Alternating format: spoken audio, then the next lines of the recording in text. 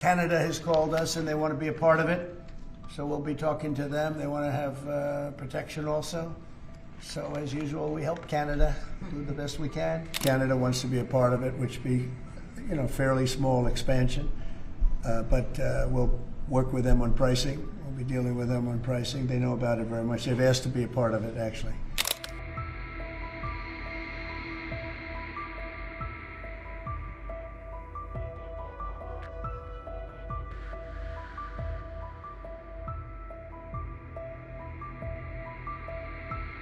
As we make a historic announcement about the Golden Dome Missile Defense Shield. That's something we want. And Ronald Reagan wanted it many years ago, but they didn't have the technology. But it's something we're going to have. We're going to have it at the highest level. I want to thank Secretary Hegseth, who's been fantastic, and Secretary Rubio, and Space Force Vice Chief of Space Operations, General Mike Gutlein. I also want to recognize Senators Dan Sullivan, Kevin Cramer, and Jim Banks, fantastic senators, great talents, great political talents, and people that love our country. In the campaign, I promised the American people that I would build a cutting-edge missile defense shield to protect our homeland from the threat of foreign missile attack. And that's what we're doing. Today, I'm pleased to announce that we have officially selected an architecture for this state-of-the-art system that will deploy next-generation technologies across the land, sea, and space, including space-based sensors and interceptors. And Canada has called us, and they want to be a part of it. So we'll be talking to them. They want to have protection also. So as usual, we help Canada do the best we can. This design for the Golden Dome will integrate with our existing defense capabilities and should be fully operational before the end of my term. So we'll have it done in about 3 years. Once fully constructed, the Golden Dome will be capable of intercepting missiles even if they are launched from other sides of the world and even if they are launched from space.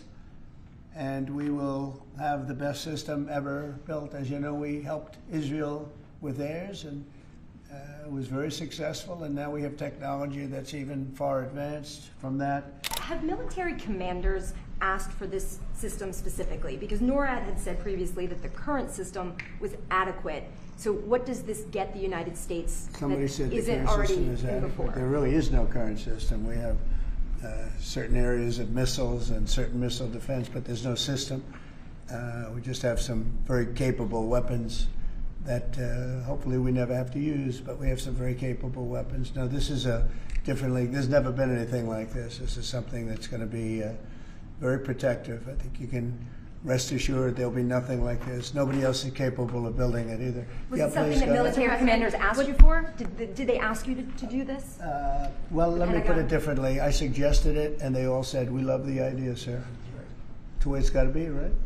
But they want it, and they wanted it badly once it was suggested. I don't know if they ever thought they would be lucky enough to have it, but we were able to get it done, and we have all the funding, so pretty much tucked away. I think most people feel it's very important to have. Yeah, please. Thank you, Mr. President. When you first announced this idea, critics said it would be prohibitively expensive, potentially ineffective, and could trigger an arms race in space. What do you say to those critics about that? Well, they're wrong. It's about as close to perfect as you can have in terms of real production. I told you Canada wants to be a part of it, which be, fairly small expansion. But we'll work with them on pricing. We'll be dealing with them on pricing. They know about it very much. They've asked to be a part of it, actually. They've asked us to be a part of it. I think it's something that is great. If you can afford to do it, we can afford to do it. We took in $5.1 trillion in the last 4 days in the Middle East. And when you think about it, this is a tiny fraction of that. But we make it all here. We're going to make it all here. We have, I will tell you, an adversary told me, a very big adversary told me the most brilliant people in the world are Silicon Valley. He said, we cannot duplicate him. We can't. This was somebody that I won't tell you who it is, but you'd be amazed. We have the most brilliant minds in the world doing this kind of thing, the equipment, the space, the computers, everything. But I said that we just can't duplicate what you have there in Silicon Valley. We never have been able to, and this is a very strong group of people.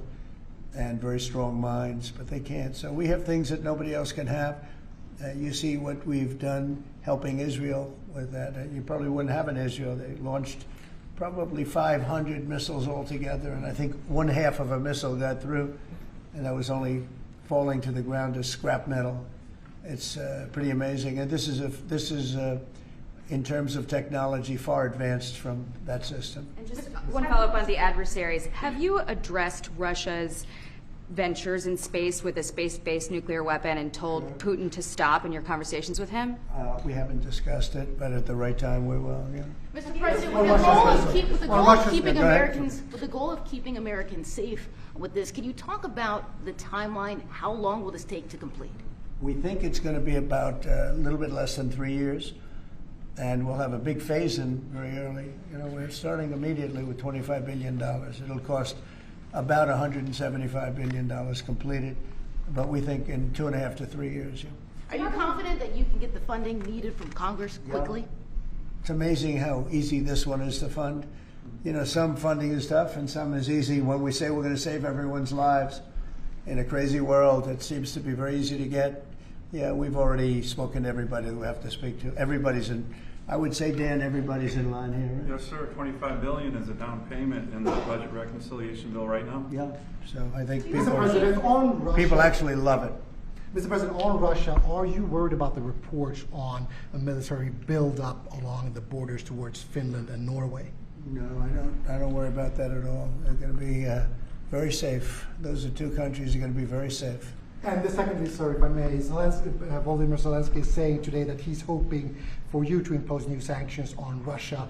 Are you considering that? Well, that's going to be my determination. That's going to be nobody else's determination. We'll see how Russia behaves. We see what's going to happen. You know, we have a pretty critical time right now. I had a talk yesterday for 2.5 hours with President Putin, as you know. I also spoke to all of the European, or to many of them, leaders, but they were representing the whole. And I think we had very good conversations yesterday. Please. Thanks, Mr. President. What companies have asked to be involved in building this system, and have you decided on who will be building it? Yeah, I think I'll let you answer that. You can mention some of yours from Alaska's involved, and Alaska's a big part of it because locationally they're sort of perfect. I think it's your first line of defense in certain instances, and Kevin will tell you that his state's involved. But honestly, Georgia's going to be very big.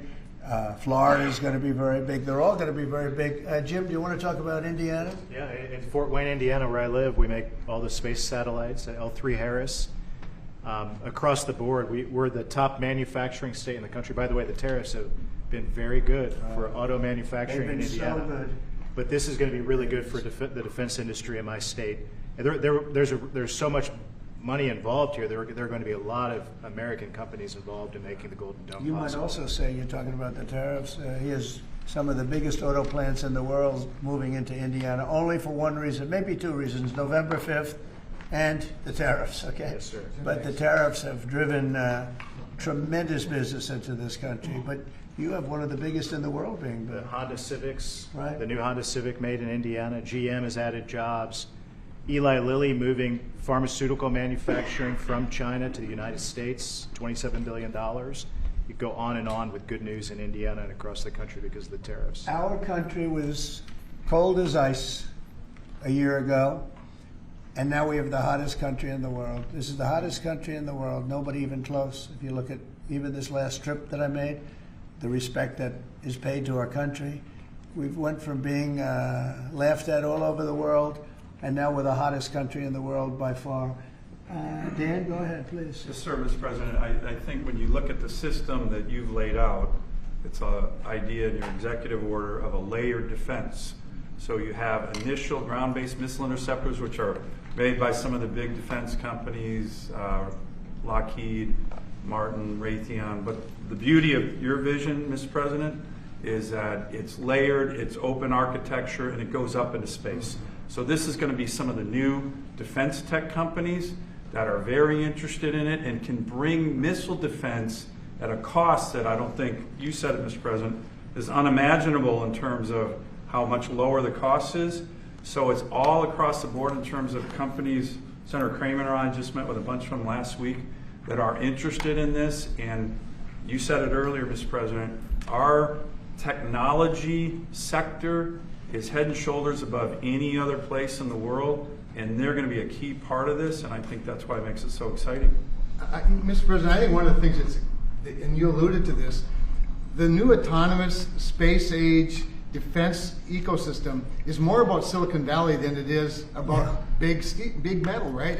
And so what's exciting about this is it makes it available to everybody to participate, to compete.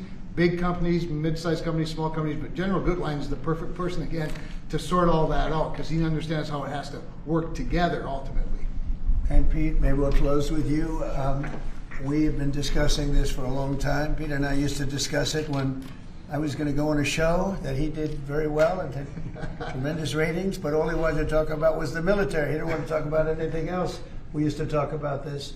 How about you closing it out? Yes, sir. I mean, like I said, without your vision, willing to say and do things when other people wanted to look away and pretend like the threat didn't exist, or be focused on foreign adventurism and some other threat that we've been told is affecting us.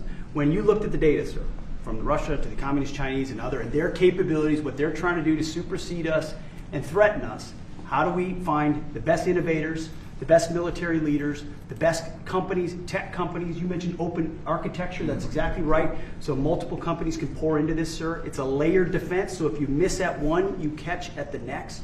And it integrates existing technologies that can speak to each other, so it moves quickly while also investing in further ranging space-based interceptors. So our enemies, our adversaries, are going to pay a lot of attention to this, just like they have to President Trump from day one. So you're defending the homeland, defending the American people. It's going to benefit my kids, grandkids, all of ours in this room. So thank you for your leadership.